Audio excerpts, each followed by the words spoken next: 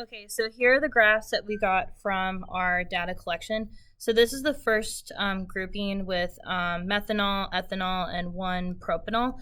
So as you can see, about right here is when I took out the probes, and then it started to kind of plateau a bit.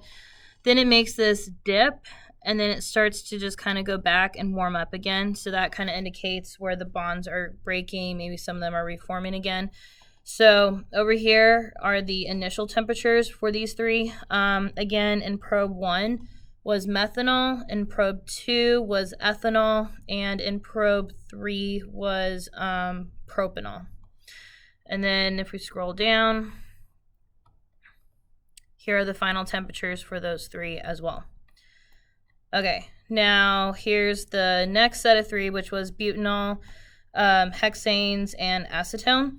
So really big difference here than what you saw in the other three. So the other three are, for the most part, really true alcohols, while these three, yeah, they are alcohols, but they have other components in them that make them a little bit heavier, and that's why they kind of do this really quick dip and then they try to level out again. So in the first probe, or temperature 1, it is butanol. Temperature 2, or probe 2, is hexanes.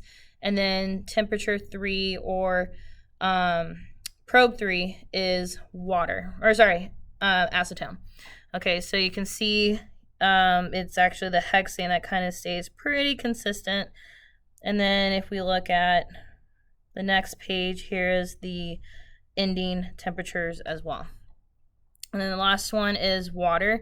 So as you can see, water stays pretty consistent, and the reason why water is staying pretty consistent with its temperature change is because of the fact that it's heavier than alcohol, so that's why its level is pretty consistent for the most part.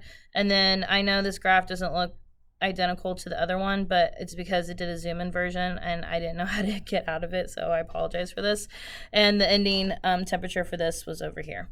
Okay, so if this appeared to be blurry on your end as you're watching the video, that's okay. I've already pasted all of these graphs into your lab report, so you can condense them, you can kind of look at them a little bit more closely, and then the thing though that you need to do, hold on guys, sorry. So the thing that you need to do is you need to analyze these graphs, definitely take note of the initial and ending temperatures, and then you need to calculate the change in temperatures for all of these substances, and then use this data to answer the data analysis questions along with your conclusion.